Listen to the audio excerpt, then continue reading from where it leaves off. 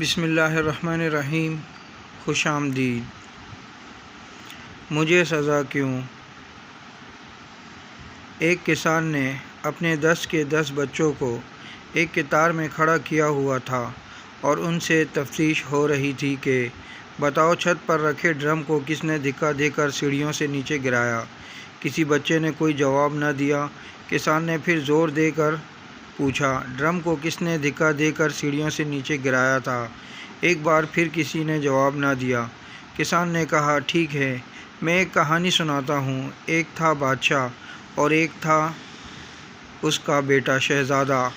ایک دن شہزادے نے کلہاڑے سے بادشاہ کا پسندیدہ انار کا درخت کاٹ دیا۔ بادشاہ کو پتہ چلا تو اس نے سب سے پوچھا کہ درخت کس نے کاٹا؟ شہزادے نے سچ بولا کہ اس نے درخت کاٹا۔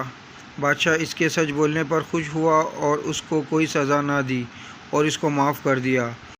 اب بتاؤ ڈرم کو دھکا کس نے دیا تھا؟ یہ سن کر سب سے چھوٹا بیٹا بول پڑا کہ ڈرم کو اس نے دھکا دیا تھا۔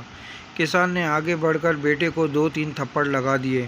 تھپڑ کھا کر معصوم بیٹا رونے لگا اور اپنے سرخ انار جیسے گال سہلاتا ہوا بولا، شہزادہ سچ بولا، اس کو سزا نہیں۔ میں سچ بولا تو مجھے سزا کیوں؟ کسان نے جواب دیا، جس وقت شہزادے نے درخت کاٹا تھا، بادشاہ درخت کے اندر جو نہیں تھا۔